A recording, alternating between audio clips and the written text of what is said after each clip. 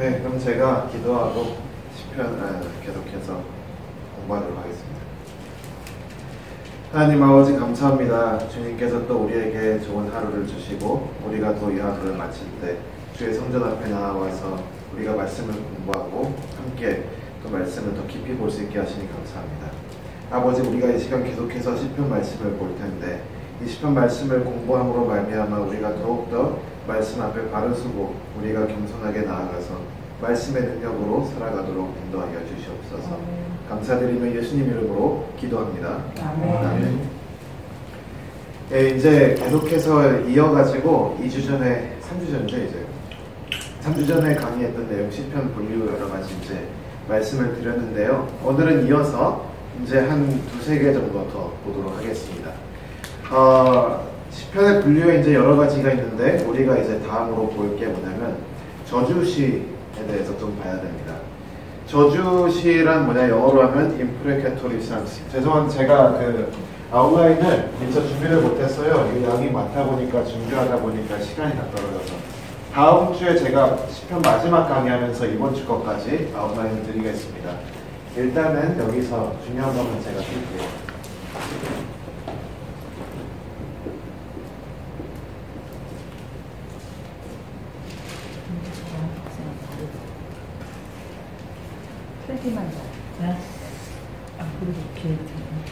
그래서 이제 저주시 또는 영어로는 우리가 imprecatory psalms라고 하는데 이게 이제 좀 이해하기가 어려운 부분이 맞긴 맞아요. 왜냐하면 이 적을 저주하는 내용들이 나오는데 이것을 우리가 그리스도인으로서 어떻게 받아들일 것인가, 또 어떻게 적용할 것인가, 이런 질문들이 많이 나옵니다.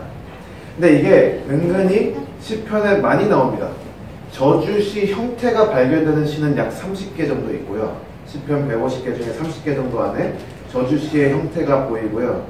한 8개 정도는 거의 처음부터까지 저주만 하는 시라고 우리가 볼 수가 있어요. 그래서 한 8개 정도는 아예 저주시라고 분류하고요. 그 외에 20개 정도는 또 저주시 요소들이 들어가 있는 시들이 있습니다. 그래서 이걸 우리가 단순히 그냥 넘겨갈 수가 없는 분야예요. 너무나도 많은 시에 이런 저주의 내용이 들어가 있기 때문에 이걸 우리가 어떻게 이해를 하고 인식을 하고 적용을 해서 나아가야 하는가, 그것을 우리가 좀 이야기를 나눠야 합니다. 이제 저주시는 보통 큰 고통 가운데서 이제 일어나는 역사적 배경이 있습니다. 그래서 우리가 지난주가 아니라 3주 전에 배운 애가 기억하시죠? 애가의 6가지 구조가 있는데 그 애가의 6가지 구조를 빌려서 저주시를 주로 씁니다. 그래서 우리가 8가지 저주시라고 하면 이제 제가 여기 좀 몇 개 드릴게요. 시편 7장이나 35장, 58장, 59, 69, 그리고 83, 109,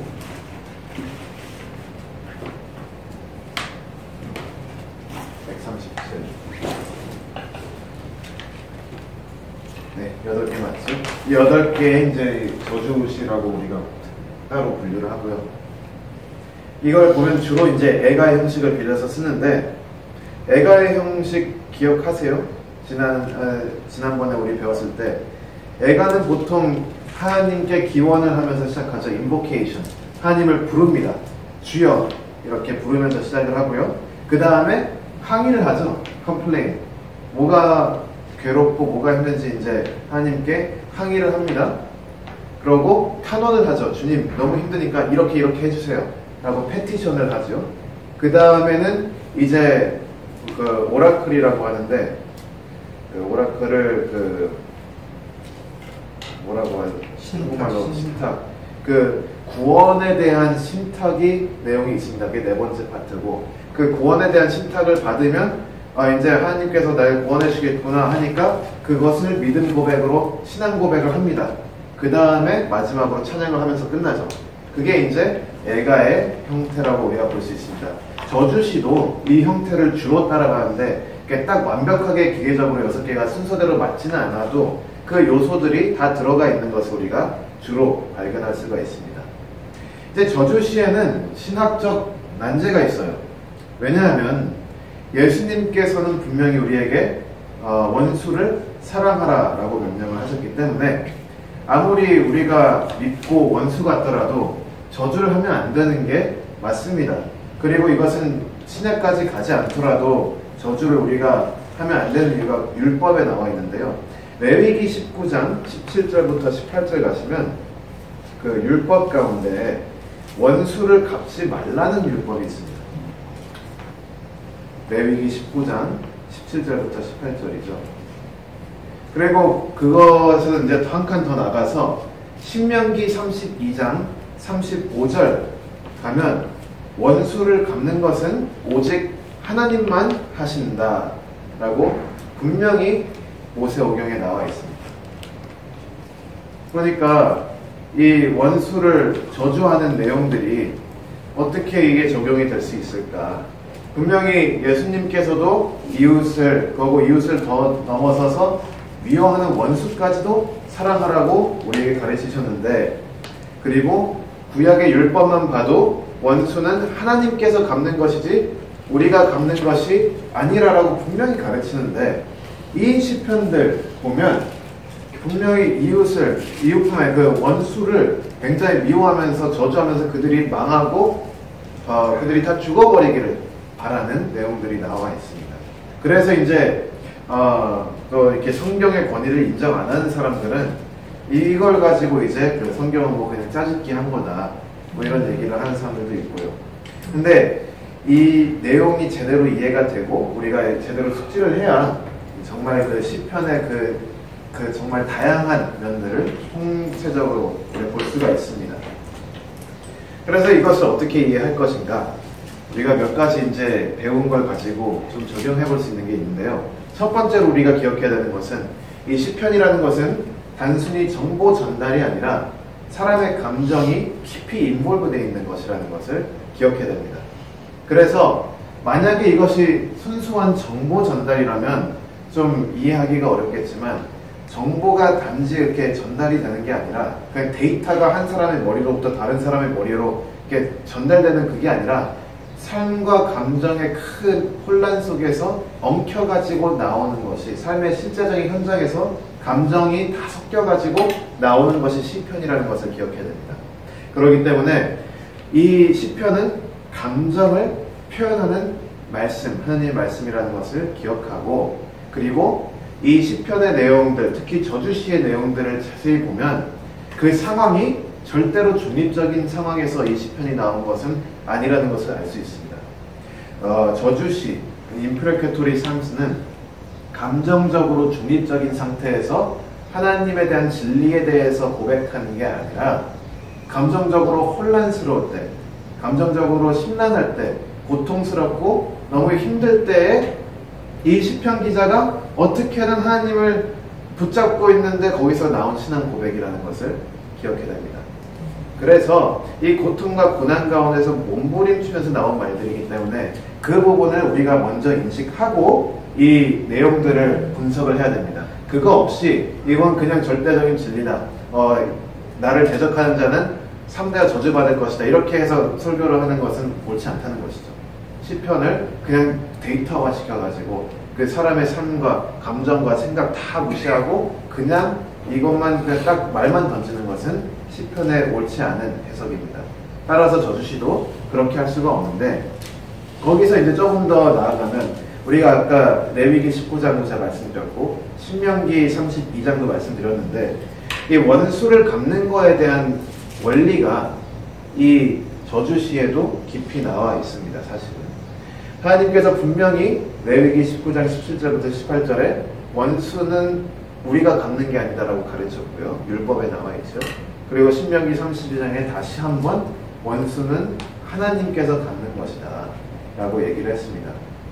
그렇기 때문에 이 시편 기자가 하나님께 이 말들을 올리는 것입니다.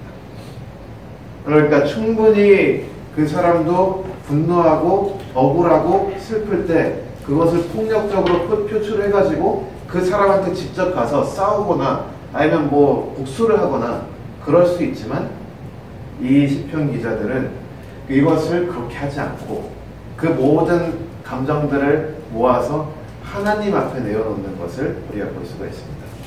이게 오늘날 우리에게도 적용점이 굉장히 있어요.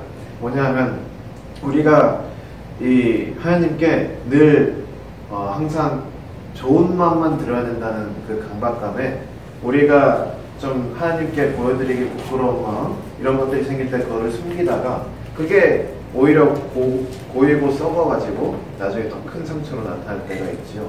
그런데 시편 기자들은 어떻게 하냐면 이 고통스럽고 힘들 때 받은 이 감정들 그거를 하나님께 그냥 적나라하게 다 얘기를 합니다. 왜냐하면 그 감정을 해결할 수 있는 분은 오직 하나님밖에 없기 때문입니다. 하나님께 드릴 수 있는 감정이 아니라고 내가 임의적으로 판단을 해서 이거는 좀 수준 낮으니까 하나님께 드리면 안 되겠다. 하나님께는 좀 더 기쁜 마음만 드려야지. 정결한 마음만 드려야지 하고 내가 판단해서 수준 낮은 마음은 나 혼자 킵하고 숨겨두고 있으면 내가 그걸 해결 능력이 어떻게 돼요? 그냥 그 마음이 골고 썩어서 사람을 더 악하게 만들게 됐죠. 그런데 시편 기자들은 그 마음들을 자기가 속으로만 쌓아두는 게 아니라 하나님께 내어드리고 하나님께 이 마음까지도 해결해 달라고 기도하는 것을 우리가 이 저주시를 통해서 볼 수가 있는 것입니다. 그래서 하나님 앞에 나의 감정까지도 내어놓고 울부짖는 그런 모습을 적나라하게 그려낸 게 저주시입니다. 그리고 한 가지 더 있는데요. 하나님의 언약 내용들 보시잖아요. 창세기 12장 1절부터 3절 같은 경우는 이제 아브라함과 하나님이 아브라함과 맺은 언약의 내용이 나오고요. 신명기 27장부터 28장 같은 데 보면 하나님께서 이스라엘과 언약을 맺은 그 내용이 나오죠. 그런데 그 내용을 보면 복도 있지만 언약의 내용에 분명히 저주의 내용이 있습니다. 신명기 27장과 28장은 엄청 긴 저주의 내용들이 계속 나옵니다. 하나님께서는 분명히 언약의 일부분으로 저주를 거셨는데 그 내용들을 잘 살펴보고 이 저주시를 잘 읽어보면 저주시에서 그 저주를 받을 만한 그거를 그 근원이 됐던 행동들 보잖아요. 그러니까 적이 도대체 뭘 했길래 이 사람이 이렇게 저주를 할까? 그 적이 한 행동들을 보면 하나님께서 언약을 세우실 때 저주받을 행동들을 하고 있는 거예요, 사실은. 그러니까 조금 더 신학적으로 좀 더 하나님 관점에서 보자면 이 저주는 하나님의 언약을 기반으로 하나님의 의로움을 선포하는 말이 될 수가 있는 것입니다. 그러니까 주님께서 해결하실 거라는 신앙 고백이지요. 주님께서 언약을 맺으신 것을 지키실 것이라는 믿음의 선포가 될 수가 있습니다. 우리가 좀 조심해야 되는 것은 이 저주시가 단순히 그냥 저주하고 분노를 표출해내고 저 사람을 공격하고 싶어서 그걸로 끝나는 게 아니라 하나님이 늘 중심에 계시고 하나님이 우리의 중보자 되시고 하나님이 그 관계의 해결자도 되시고 하나님께서 세우신 언약의 내용대로 저주가 나온다는 것을 기억해야 됩니다. 단순히 그냥 개인적인 사유로 그냥 내가 화가 나고 내가 속상해서 저 사람을 저주할 거야 해서 저주하는 그런 시들은 아니라는 것을 좀 배워야 합니다. 여기까지 우리가 좀 봤는데요.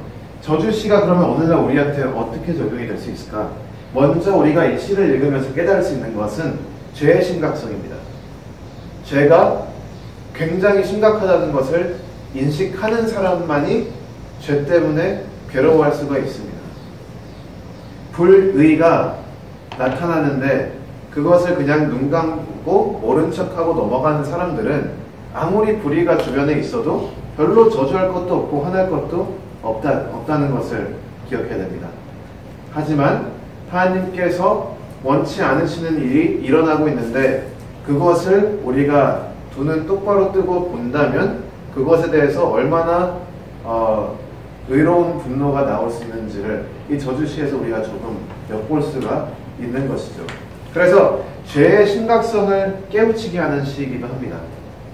제가 그냥 단순히 넘길 것이 아니라 그냥 뭐 저 사람 뭐 좀 고통 받은 것이 뭐 나만 뭐 괜찮으면 됐어 뭐 이렇게 끝날 것이 아니라 이 죄의 영향 때문에 사람이 고통과 고난을 얼마나 받는지 그것을 알고 이 죄의 심각성, 그리고 죄가 얼마나 사람을 이렇게 정말 비참하게 만들 수 있는지, 그런 것들을 좀 인식하게 하는 내용들이 분명히 있습니다. 그리고 계속해서 우리가 좀 적용할 수 있는 게 뭐냐면, 우리 스스로가 개인적으로 이제 불의를 당했을 때, 우리가 공격을 당했을 때, 우리가 억울함을 당했을 때, 우리가 고통과 고난, 누군가 타인에 의해 그렇게 당했을 때, 이것을 어떻게 해결해야 될지를 조금 보여주죠.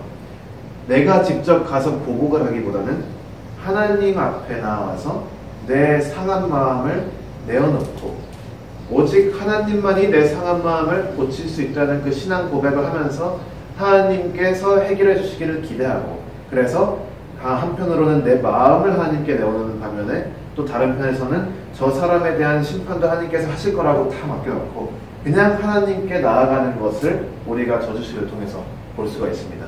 그래서 저주시는 하나님이 두 가지 take care 하는 게 나오죠. 한편으로는 내 상한 마음도 고쳐주시고, 다른 편으로는 저 불리한 상황도 하나님께서 언젠가는 해결해 주실 것, 그것을 신앙 고백하는 것을 배울 수가 있습니다. 그리고 특히 우리는 신약이 있기 때문에 저주시를 좀 적용하는 방법이 독특하게 바뀝니다. 뭐냐면 저주하는 것으로 끝나면은 안 됩니다. 그러니까 저주하는 것은 분명히 인간의 그 삶의 실제적인 경험 가운데 감정의 그 상함이 분명히 있기 때문에 저주라는 게 중간에 나올 수는 있어요. 근데 저주가 결론이 돼서는 안 된다는 것이죠. 왜냐하면 예수님께서는 제가 앞서도 말씀드렸지만 분명히 마지막은 우리가 원수까지도 사랑해야 하는 책임이 있기 때문입니다. 저주를 할 수는 있어요. 속상함을 하나님 앞에 내어놓을 수 있어요. 하지만 결국은 어떻게 돼야 되냐면 그 하나님께서 다 책임져줄 것을 믿고 우리가 하나님 바라보고 의지하고, 그리고 또 하나님 주시는 마음의 여유로 원수까지도 사랑하는 것까지 나아가야 하는 것입니다. 이렇게 우리가 좀 신약의 시대에 살아가는 자들이 저주시를 어떻게 적용할까 좀 알아봤는데요. 실제로 저주시 한 편을 우리가 좀 자세히 보면서 이 내용들을 좀 다시 리뷰했으면 좋겠습니다. 시편 109편을 볼게요. 아마 가장 적나라한 저주들이 나와 있는 시편이라고 볼 수 있는데, 시편 109편이 좀 길건데 29절 정도 되는데 제가 읽으면서 이렇게 코멘트를 좀 해드리겠습니다. 31절까지인데 109편이. 제가 아까 말씀드렸죠. 그 저주시는 애가의 형식을 가지고 있다. 그래서 애가는 뭐로 시작한다고 그랬죠? 기원으로 시작하죠. 그래서 1절 보면 나의 찬송하는 하나님이여 잠잠하지 마옵소서, 하나님을 부름으로 시작을 합니다. 그리고 이제 항의가 들어갑니다. complaint. 뭐가 문제냐? 2절부터 들어가죠. 대저 저희는 이제 나를 괴롭히는 사람들을 지칭하는 겁니다. 복수 형태죠. 저희가 악한 입과 괴사한 입을 열어 나를 치며 거짓된 혀로 내게 말하며 또 미워하는 말로 나를 두르고 무고히 나를 공격하였나이다. 나는 사랑하나 저희는 도리어 나를 대적하니 나는 기도할 뿐이라. 저희가 악으로 나의 손을 갚으며 미워함으로 나의 사랑을 갚았사오니. 5절까지 제가 읽었는데 여기서 이제 상황이 그려지는 거죠. 이 사람이 그냥 단순히 누가 좀 싫고 미워서 지금 이 청원을 하는 게 아니라 굉장히 심각한 일이 일어나고 있음을 우리가 볼 수 있습니다. 109편은 다윗이 쓴 건데요. 다윗이 이렇게 사랑해 줬는데 오히려 미움으로 돌려받고, 다윗이 이렇게 잘해줬는데 오히려 억울하게 당하고, 이 다윗을 정죄하는 사람들이 진리가 아닌 거짓된 말로 다윗이 나쁘다고 이렇게 얘기를 하고 다윗을 몰아세우고 다윗이 굉장히 힘든 상황에 놓여졌다는 것을 우리가 볼 수가 있습니다. 그리고 이제 6절부터 19절까지 나오는데요. 제가 들어가기 전에 6절부터 19절에 대해서 조금 말씀드리면, 6절부터 19절을 어떻게 볼 것인가 좀 고민이 있어요. 왜냐하면 이 저주의 내용들이 너무 적나라하고 너무 강한데, 근데 대부분 이제 어떻게 보냐면 5절까지는 저희라는 복수 단어를 써가지고 그 다윗을 공격하는 자들을 지칭했다면 6절부터는 저희가 없어지고 저가 나옵니다. 단수가 나오죠. 그 복수에서 단수로 바뀐 거를 뭐라고 보냐면 이 지금 6절부터 19절 내용이 다윗이 하는 말이 아니라 다윗이 하나님께 저 사람들이 나한테 뭐라고 했는지 고백하는 말이라고 주로 봅니다. 그래서 6절부터 19절도 사실 청원이에요. 다윗이 지금 6절부터 19절에 뭐라고 말하는 거냐면 하나님 저 사람들이 나한테 뭐라고 하는지 들어보세요 하면서 하나님께 저 사람들이 다윗을 뭐라고 했는지 얘기를 합니다. 그래서 저 사람들이 다윗을 향해서 뭐라고 했냐면 악인으로 저를 제어하게 하시며 대적으로 그 오른편에 서게 하소서 이렇게 하면서 19절까지 굉장히 저주를 많이 합니다. 그래서 19절까지가 이제 다윗이 이 고통 가운데 이 주변 그 자기를 싫어하는 사람들한테 대적을 받으면서 힘드니까 이렇게 하나님께 항의하는 내용이 나오죠. 그 다음에 20절부터 29절까지가 탄원입니다. 어떻게 하라는 거예요, 이제. 그 20절 보면 이렇게 나오죠. 이는 대적 곧 내 영혼을 대적하여 악담하는 자가 여호와께 받는 보응이니이다. 20절 말씀이 뭐냐면 6절부터 19절 말씀에 나온 그 모든 저주가 그들한테 돌아가게 해달라고 하나님께 얘기하는 거예요. 6절부터 19절이 이제 저들이 나를 뭐라고 저주하는지 한번 들어보세요. 얘기한 거면 20절에서는 그 모든 저주를 저들한테 그대로 돌려달라고 다윗이 하나님께 너무 속상한 가운데 이렇게 얘기하는 겁니다. 그러니까 굉장히 공격적인 말이죠. 내가 이렇게 저주받았는데 똑같이 다 돌려줘 하나님한테 지금 이렇게 페티션을 올리는 거고요. 29절까지 쭉 이제 하나님께서 나한테 어떻게 해줬으면 좋겠다 이렇게 제발 좀 도와달라고 그 내용들을 이렇게 쭉쭉쭉 얘기를 합니다. 그리고 나서 29절에 이제 마지막에 나의 대적으로 욕을 옷 입듯 하게 하시며 자기 수치를 겉옷같이 입게 하소서. 그러니까 굉장히 화난 상태에서 속상한 상태에서 저주를 하는 거죠, 다윗이. 그런데 제가 아까 말씀드렸듯이 저주시는 이 애가의 형태를 띠기 때문에 어쨌든 그걸로 끝나지 않습니다. 애가에는 오라클과 또 신앙 고백과 찬양이 있는데, 근데 여기서는 이제 찬양 내용만 나오고 신앙 고백도 좀 나오지만 찬양 내용을 주로 하고 끝납니다. 30절 보면 내가 입으로 여호와께 크게 감사하며 무리 중에서 찬송하리니 저가 궁핍한 자의 우편에 서사 그 영혼을 판단하려 하는 자에게서 구원하실 것이니로다. 이렇게 신앙 고백과 찬양으로 끝나죠. 그러니까 이 애가 형태를 띄었기 때문에 다윗이 물론 저주를 하지만 그 저주가 끝이 아니라 내가 이 저주를 이렇게 할 정도로 힘든데 어쨌든 하나님께서 나를 도우시기 때문에 나는 하나님을 찬양할 것이고 하나님께서는 선하시고 능력 있으시고 의롭기 때문에 나를 도우시고 나를 구원하실 것을 확신하는 그 신앙 고백을 하는 겁니다. 그렇게 이제 애가 형태로 이 저주시가 끝나는데요. 나중에 시간 되시면 이 저주시 제가 아까 몇 개 드렸는데 한번 자세히 읽어보세요. 이게 되게 적나라하게 저주를 하지만 그게 그만큼 이 상황이 얼마나 어렵고 고통스럽고 힘들었는가를 보여주는 것이고, 저주시, 그러니까 하나님 말씀에 저주한 내용이 있으니까 우리도 저주하면 되겠다 이렇게 생각할 수 없는 이유는 이게 시편이고 사람의 감정과 현실 속에서 그 고통 가운데서 씨름하면서 나오는 말들인 것을 우리가 기억해야 되고요. 그리고 제가 아까 말씀드린 그런 것들 몇 개 기억하면서 저주시를 읽으면 좋겠습니다. 여기까지 혹시 질문 있으시면 지금 여쭤봤으면 좋겠습니다. 지금 이 백구편 저희가 아는 내용의 스토리가 어떤 건지는 모르는 건가요? 추측을 할 수는 있는데요. 정확히 역사적인 사건을 제가 찝어드릴 수는 없어요. 성경 말씀에 구제를 보면 보통은 다윗이 뭐뭐 할 때 쓴 시 이렇게 나오는데 백구편은 그건 안 나오기 때문에 몇 가지 추측은 할 수 있는데 다윗에 관련된 이야기라는 것은 우리가 알 수 있습니다.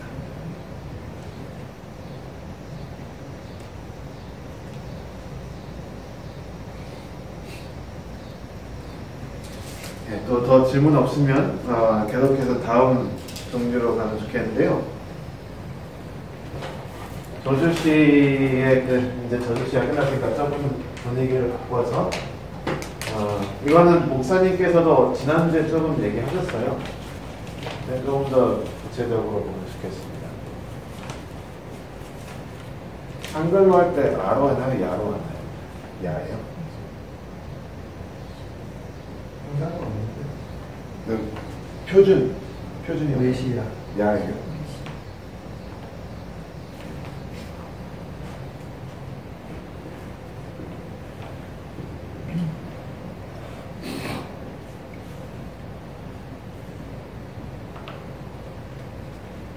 이 메시아시는 지난번에 제가 말씀드린 그 선포 찬양 시의 한 분류라고도 볼 수 있고, 근데 잘 보면 선포 찬양에 꼭 맞지는 않는 시들도 있어서 따로 분류를 합니다.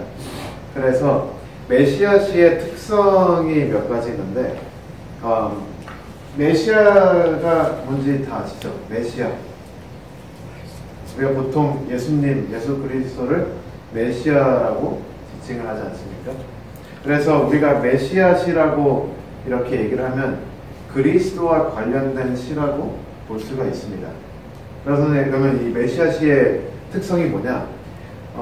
일단은 만약에 신약에서 예수님에 대해서 관련된 얘기를 할 때 시편을 끄집어 와서 얘기를 한다면 그 시는 예수님과 관련된 시기 때문에 메시아시다 이렇게 분류를 합니다.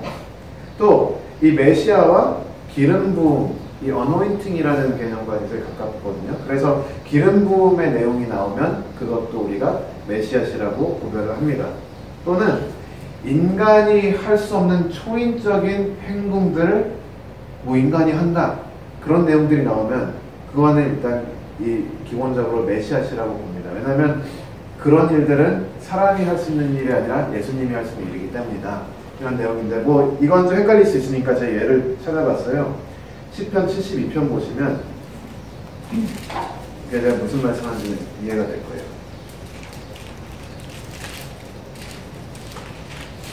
다 읽지는 않아도 제가 앞에 몇 절만 좀 읽어드릴게요. 솔로몬의 시입니다. 시편 72편. 하나님이여, 주의 판단력을 왕에게 주시고 주의 의를 왕의 아들에게 주소서.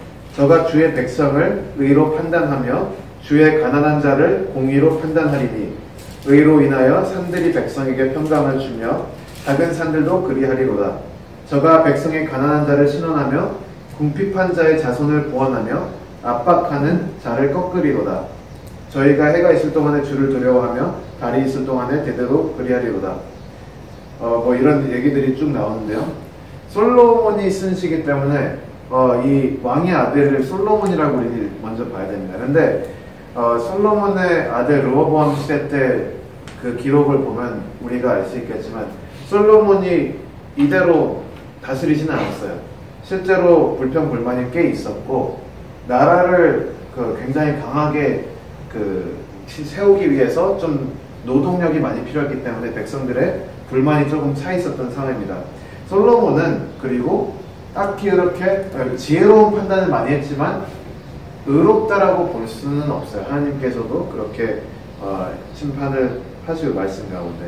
그런데 이렇게 공의로 판단하고 가난한 자를 신원하며 궁핍한 자의 손을 구원하며 압박하는 자를 꺾는 자가 누가 있을까? 이스라엘 시대 때 가장 절정을 찍었던 솔로몬 때 그 왕도 못한다면 어떤 인간이 이거를 할 수 있을까? 이거는 인간이 할 수 있는 수준이 아니다. 이거는 이 왕의 아들이라는 단어는 계속해서 이 솔로몬의 얘기일 수도 있지만 조금 더 넓게 보면 나중에 오실 왕의 왕 예수 그리스도에 대한 얘기다, 이렇게 이제 해석을 할 수가 있습니다. 이것은 그리스도만이 할 수 있는 내용들이 나와 있기 때문에 우리가 이런 시를 보고 메시아시라고 분류를 할 수가 있죠. 또한 메시아시의 특징 중 하나는 뭐냐면 다윗의 후손에 대한 내용들이 나옵니다. 다윗의 후손에 대한 내용들이 나오는 시를 우리가 흔히 메시아시라고 분류할 수가 있어요. 근데 아까 제가 72장 말씀드리면서 이미 우리가 좀 봤는데요. 메시아시는 그 의미가 이중적인 의미가 있어요. 1차적으로는 그 역사적 배경 안에서 그게 실제적으로 얘기하고 있는 역사적 내용이 있습니다. 시편 72편은 솔로몬이 쓴 시고 왕의 아들 솔로몬에 대한 얘기를 하는 거지요. 하나님, 제가 이렇게 다스리기 원합니다. 저한테 지혜 주시옵소서. 그런데 그거를 넘어서는 더 신학적인, 그리고 더 미래 오실 예수님을 바라보는 메시아적 해석도 있다는 것을 기억해야 됩니다. 그래서 역사적인 의미와 메시아적 의미가 중첩이 되어 있다는 것을 기억하고 읽어야 됩니다.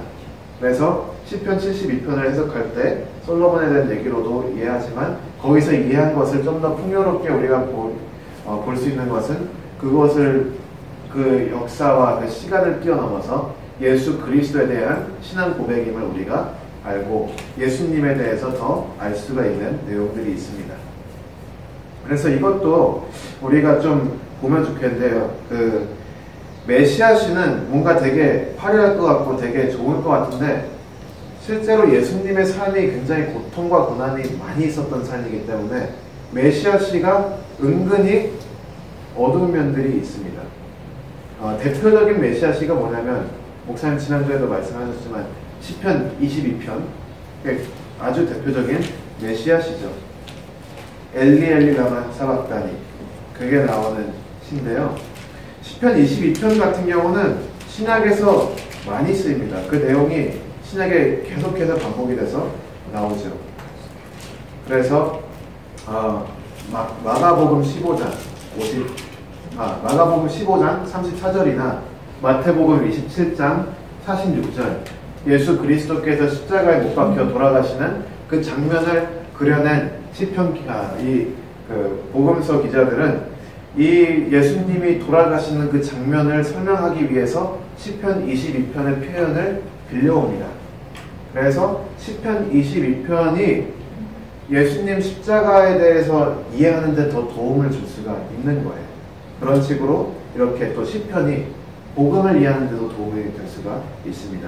그리고 그런 것뿐만 아니라 예를 들어 뭐 히브리서 2장 12절 같은 경우도 예수님에 대해서 얘기할 때 시편 22편을 사용을 하죠.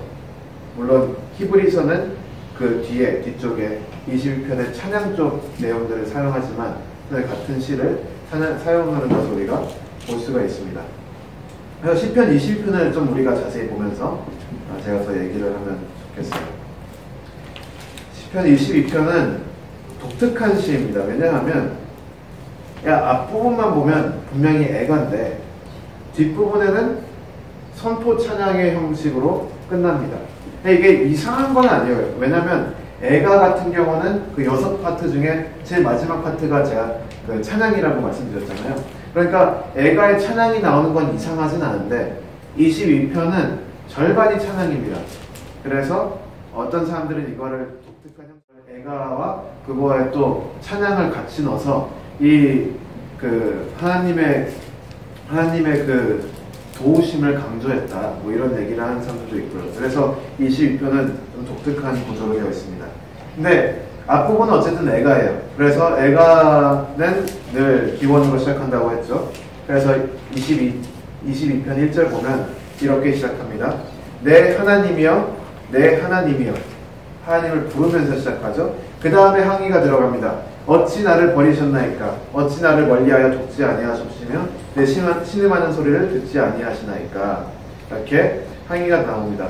근데 항의한 다음에 3절부터 찬양이 나와요. 또 이스라엘 찬송 중에 거하시는 주여, 주는 거룩하시나이다. 우리 열조가 주께 의뢰하였고 의뢰하였으므로 저희를 건지셨나이다. 저희가 주께 부르짖어 구원을 얻고 주께 의뢰하며 수치를 당치 아니하였나이다. 그래서 찬양을 해요. 근데 6절부터는 나는 벌레요, 사람이 아니라 사람의 해방거리요, 백성의 조롱거리니이다. 나를 보는 자는 다 비웃으며 입술을 비죽이고 머리를 흔들며 말하네. 갑자기 또 항의가 나오는 거죠. 그러고 근데 또 보면 9절에 보시니까 오직 주께서 나를 모태에서 나오게 하시고 내 모친의 젖을 먹을 때에 의지하게 하셨나이다. 내가 날 때부터 주께 맡긴 바 되었고 못해서 나올 때부터 주는 내 하느님이 되셨사오니. 또 찬양이 나오잖아요. 그러니까 애간데 여기서 굉장히 혼란스러워하는 것을 볼 수 있습니다. 이 시편 기자가 22편을 쓰면서 다윗이 이제 쓴 시인데 엄청 힘든 거예요. 그러니까 시작부터 하나님을 부르면서 두 번이나 부르면서 어찌 나를 버리셨나이까로 시작하는데, 그러면서도 하나님이 또 자기를 버리시는 분이 아니라는 거 아니까 또 하나님께서 도우신 것을 기억해 보니까 하나님 분명 찬양 받으셔야 돼서 또 찬양을 하는데, 찬양을 하는데 또 너무 속상하니까 또 이렇게 나는 벌레다. 하나님이 만드신 사람이냐, 나는 사람 아니고 벌레처럼 살고 있다. 이게 어떤 일이냐. 이렇게 불만을 하는 내용들이 나오죠. 그래서 이 혼란스러움 가운데 하나님께 애통하는 내용들이 시편 22편인데, 이 내용이 그대로 예수 그리스도의 십자가 박힌 그 내용에 이렇게 연결이 됩니다. 그게 마태와 마가가 한 일이죠. 마태와 마가가 예수님의 십자가 그 현장을 보면서 그것을 설명하기 위해 시편 22편의 말을 이렇게 빌려온 거죠. 물론 예수님께서 그 말씀을 하셨기 때문에 기록한 거고. 그래서 그런 부분들 우리가 기억해야 되는데, 되게 재밌는 거는 21절부터 갑자기 상황이 바뀝니다. 21절 전반부까지는 이렇게 계속 청원을 하죠. 나를 사자 입에서 구하소서. 근데 21절 후반부에 내게 응락하시고 들소 뿔에서 구원하셨나이다. 이렇게 신앙 고백이 딱 나오면서 22절부터는 그냥 찬양시가 나오죠. 그리고 이 찬양시의 일부분이 나중에 히브리서 2장 12절에 인용이 되는 것입니다. 근데 21절 보시면 제가 아까 그 신탁, 구원의 신탁 내용이 21절 이 후반부에 나오는 거예요. 그러니까 뭔지는 우리가 정확히 몰라요. 근데 다윗이 뭔가를 하나님께 받았어요. 그러고 선포하기를 구원하셨다라고 선포를 해요. 그러니까 그 구원에 대한 신탁을 받으니까 다윗이 이제부터는 찬양을 하고 신앙 고백을 하게 되는 거죠. 22절에. 이런 내용들이 이제 우리가 좀 메시아시라고 구별할 수 있는 내용들이고요.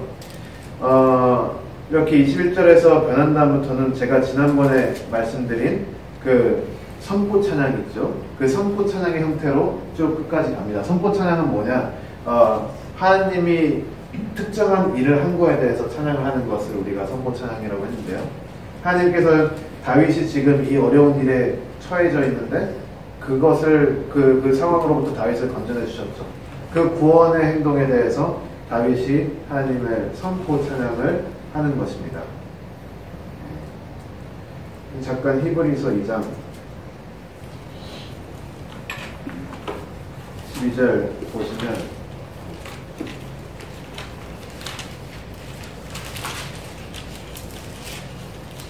이거를 히브리서 기자는 예수 그리스도 안에 있는 우리에 대해서 얘기할 때 이 말씀을 빌렸어요. 그러니까 9절부터 제가 좀 말씀드릴게요.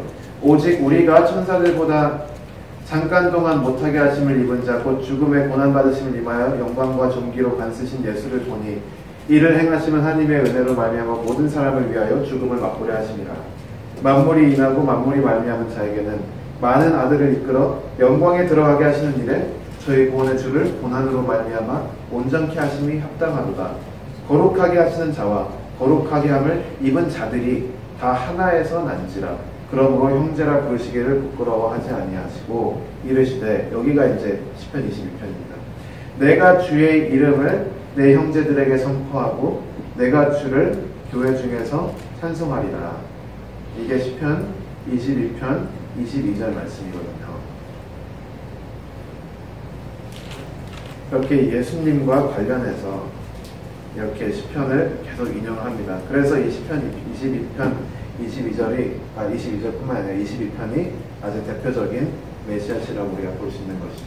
그래서 메시아시가 이 주고받는 게 있어요. 메시아시를 이해하려면 그리스도를 알고 해야 그 메시아적 의미가 이해되는 경우도 있는 반면에, 또 메시아시를 읽었기 때문에 그리스도에 대한 이야기가 더 풍부해질 수도 있는 거죠. 그래서 이런 식으로 구약과 신약이 연결되어 있는 것을 우리가 조금 볼 수가 있습니다. 네, 오늘은 제가 여기까지밖에 준비를 못했는데 이제 분류가 3개 남았거든요. 제가 다음 주에는 이제 마지막 남은 거 3가지 분류 이제 정리하면서 시편을 마무리하도록 하겠습니다.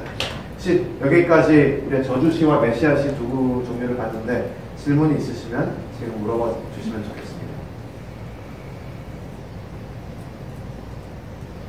나머지 3가지 뭐뭐뭐 있는지만 알려주세요. 예. 제가 제왕시 준비하다가 끝났는데 제왕시를 너무 열심히 준비하다 보니까 지금 남은 2개 하고 깜빡했어요. 그래서 하나만 말씀드릴게요. 약간 드라마 보면 다음 편은 원래 조금만 보여주잖아요. 맞나? 이걸 제왕시라고 하는 게 맞나요? 영어로는 엔트로먼트인데 이거를 한국말로 번역을 못하겠다. 조용시다. 뚫으면 자리 아니에요? 네. 왕의 등극시. 이거는 이제 하나님에 대해서 찬양하는 시인데 특히 왕의 이미지들을 가져와서 하나님을 찬양하는 시고요. 이게 특징은 이제 하나님이 단지 이스라엘 백성과 자기 백성만 다스리시는 게 아니라 그 바운더리가 없다는 것을 고백하죠. 온 세상 만물을 다스리시고 심지어 믿지 않는 이방인들까지도 하나님께서 통치하신다. 뭐 이런 내용들이 나오는 시입니다. 이걸로 이제 다음 주는 제가 시작을 할게요. 네. 질문 또 더 있으세요? 네. 없으면 오늘은 여기까지 마무리하고 예배 준비하도록 하겠습니다.